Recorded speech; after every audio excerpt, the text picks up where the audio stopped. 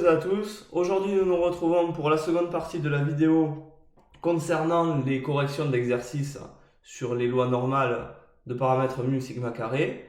Concrètement sur votre fiche d'exo, donc cela va faire référence à la deuxième partie à partir de l'exercice 70 jusqu'à l'exercice 76.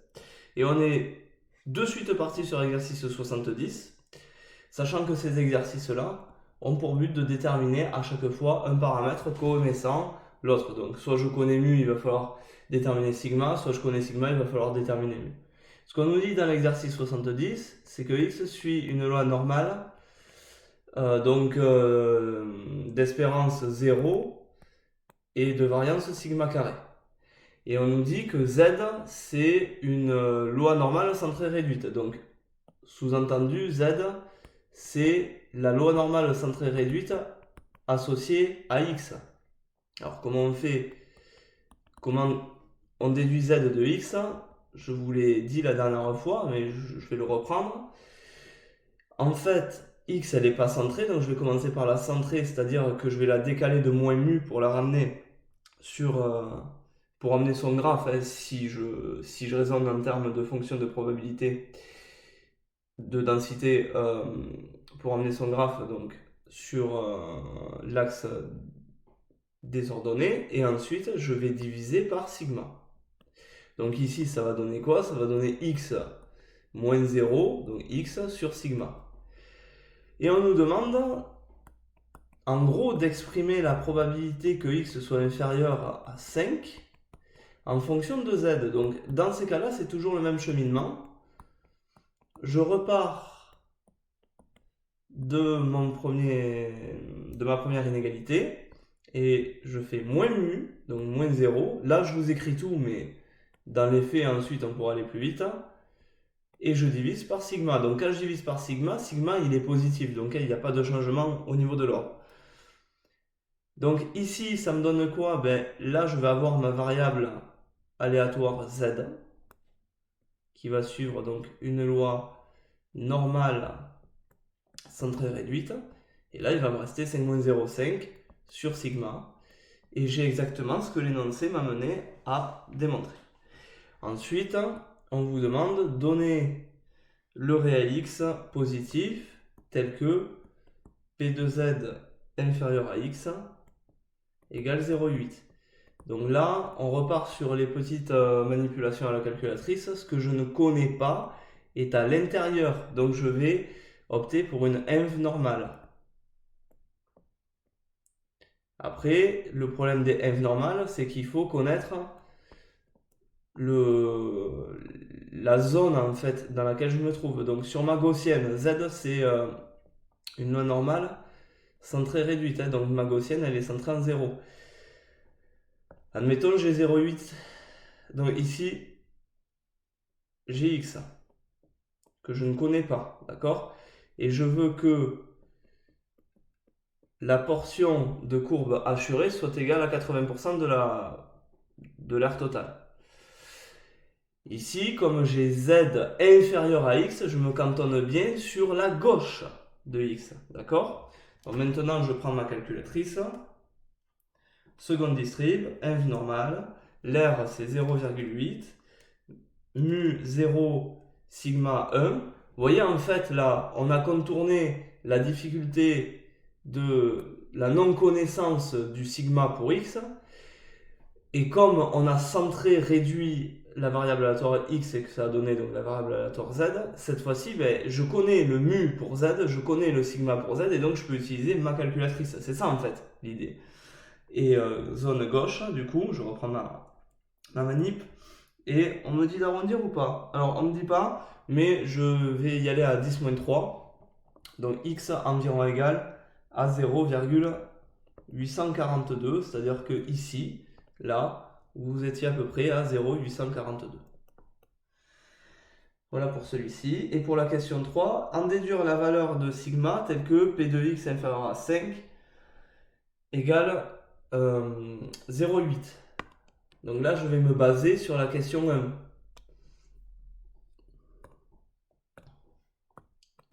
Je sais que P de x inférieur à 5 égale 0,8, c'est la même chose que P de Z inférieur à 5 sur sigma égale 0,8. D'accord? J'ai une correspondance parfaite entre cette probabilité et celle-là. Donc je peux switcher entre les deux. Et en fait,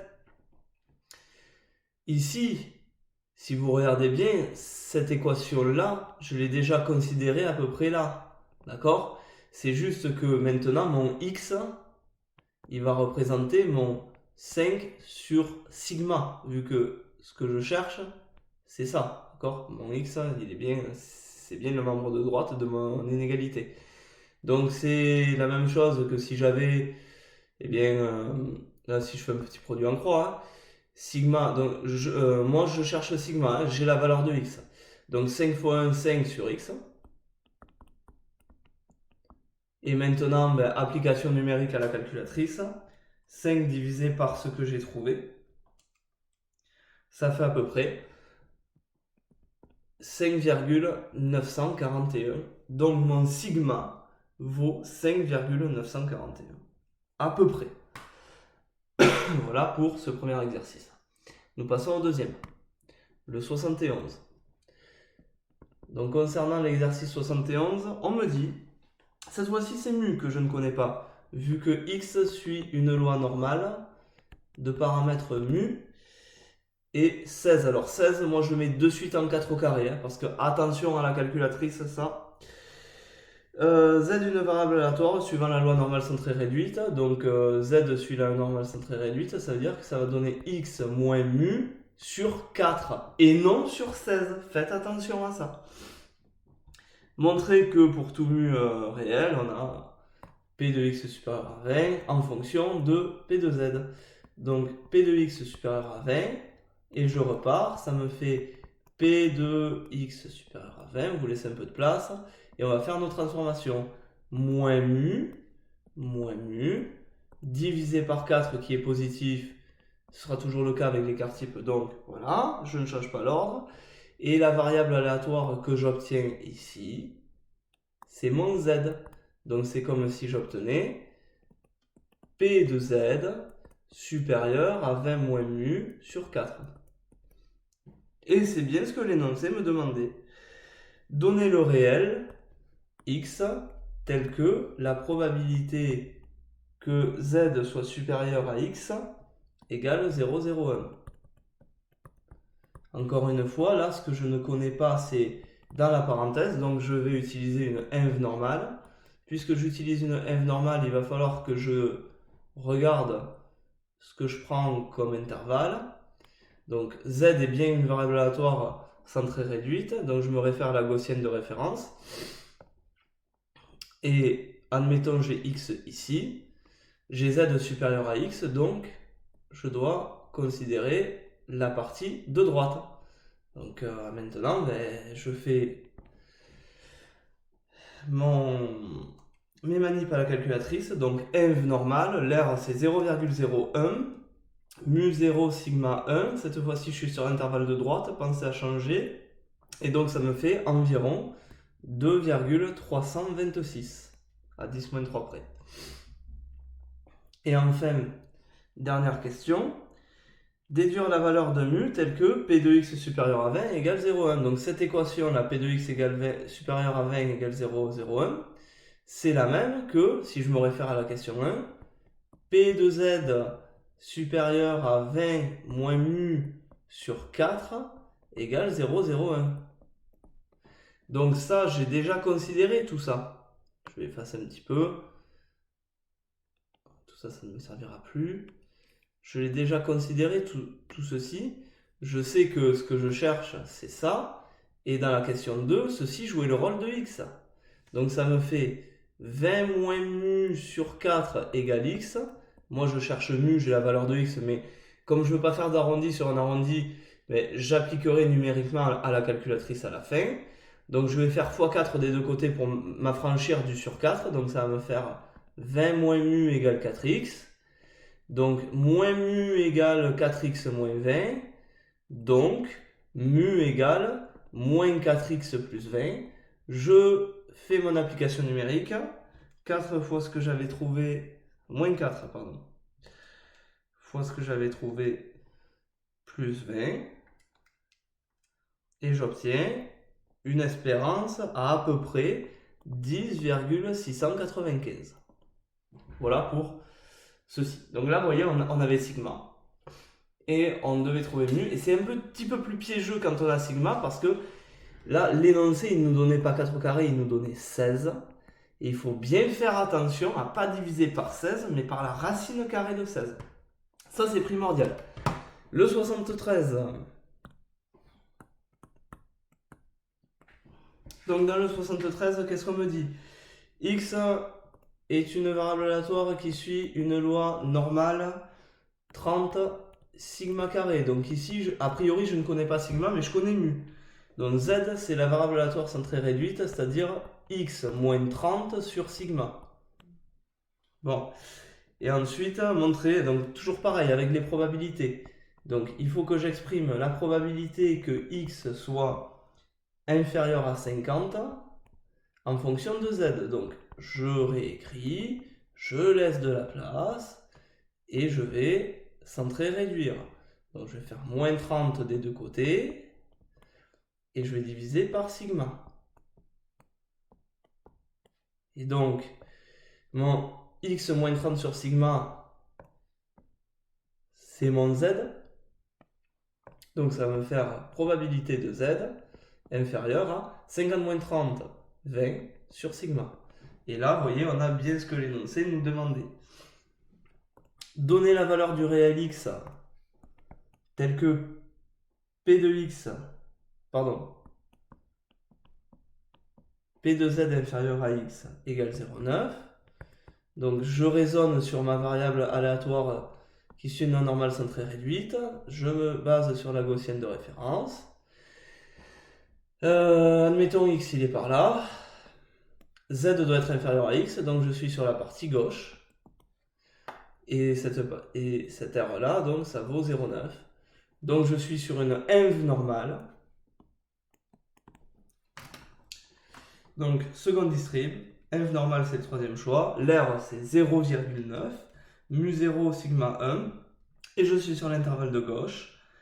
Ça me donne donc environ 1,282. Donc x ici, il est à peu près à 1,282 pour satisfaire les hypothèses. Et enfin, en déduire la valeur de sigma, telle que P de x inférieur à 50 égale 0,9. Donc l'équation de l'énoncé, que je ne réécris pas, est équivalente à, puisque j'ai une correspondance en fait entre P de x inférieur à 50 et ceci.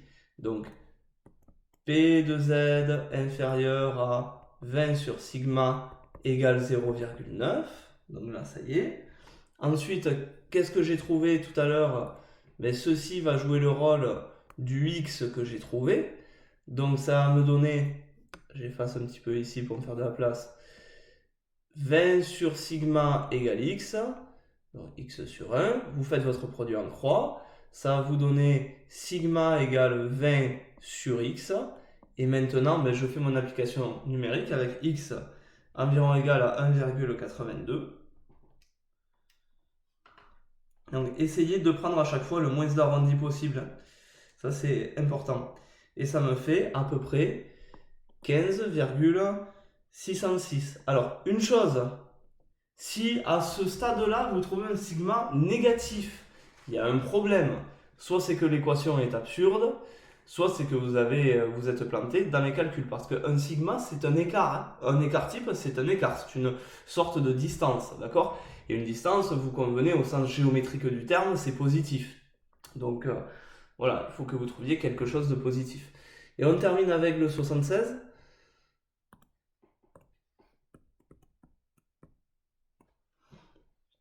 Donc cette fois-ci, je ne connais pas mu. Donc x, attention les yeux, suit une loi normale, mu 9. Alors mu 9, moi je mets mu 3 carré, direct. Au moins, je ne fais pas d'erreur. Et z, la variable aléatoire associée, donc ça va faire x moins mu sur 3 et non sur 9. Et vous voyez, hein, c'est très mécanique. Hein. Z suit une loi normale centrée réduite maintenant, donc voilà, on va pouvoir s'y référer. C'est toujours les mêmes questions. Montrer que P de x inférieur à 100 égale à une probabilité en fonction de z. Donc P de x inférieur à 100 égale P de x inférieur à 100, laisser la place et on y va. Donc je vais faire moins mu des deux côtés divisé par 3. Et là, magie, c'est merveilleux. Ici, vous obtenez votre z. Donc ça va vous donner P de z inférieur à 100 moins mu sur 3. À ce stade-là, de toute manière, si vous avez fait une petite erreur sur le sigma, si vous avez divisé par 9 au lieu de par 3, ben, vous avez l'énoncé, et surtout ne vous bornez pas. Si on vous met divisé par 3 dans l'énoncé, c'est divisé par 3, donc allez chercher l'erreur, l'étourderie. En déduire, donner le réel tel que P de z inférieur à x égale 0,05. Là, c'est la même. Je me base sur une gaussienne donc, qui représente une loi normale centrée réduite. Bon, tant pis, je l'ai faite approximativement. Admettons x, il est là, mais voilà. Z doit être inférieur à x, donc je suis sur la partie gauche encore une fois. Cette R vaut 0,05. Donc, vous faites votre manip avec inv normal R 0,05 mu égale 0, sigma égale 1, zone de gauche. Et nous avons environ moins 1,645 pour x. Voilà. Alors c'est logique qu'il soit dans les négatifs. Alors juste une chose, comment je sais à peu près où placer x? Ben, c'est très simple. Là, je suis sur une probabilité inférieure à 0,5. D'accord? Et mon z, il est plus petit. Donc 0,5, la frontière pour la probabilité 0,5, c'est 0. C'est-à-dire que vous avez 50% de la courbe, de l'air sous la courbe à gauche et 50% de l'air sous la courbe à droite. Ok?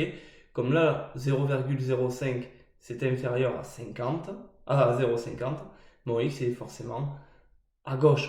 Si j'avais eu 0,65, j'aurais placé à droite. Mais après, ça, c'est juste pour vous donner un repère. D'accord? C'est pour que votre schéma soit quand même cohérent. Puisque vous avez trouvé un x négatif. Pour le dernier, en déduire la valeur de mu, donc l'équation de l'énoncé est équivalente à P de z inférieur à 100 moins mu sur 3 égale 0,05. Voilà, hop, on va effacer ça. Et on va résoudre l'équation. Ici, ce que j'ai dans ma parenthèse va jouer le rôle de x. Donc je vais avoir 100 moins mu sur 3 égale x. Je vais faire x3, ça va me donner 100 moins mu égale 3x. Ou moins mu égale 3x moins 100. Ou mu égale moins 3x plus 100. Et là, je fais mon application numérique. Moins 3 fois ce que j'ai trouvé précédemment, plus 100. Et vous avez à peu près 104,935 pour mu. Voilà. Voilà pour ceci. Bon. Donc, je vous laisse vraiment faire toutes ces manipulations-là. Ces exercices sont très très intéressants parce que vous allez manipuler les variables aléatoires de loi normale non centrée non réduite de manière à se ramener à une loi normale centrée réduite. Et ça, c'est un raisonnement très récurrent dans les exercices sur les lois normales. Donc, à maîtriser vraiment. Je vous souhaite de bien travailler. Passez une bonne journée et on se retrouve très prochainement.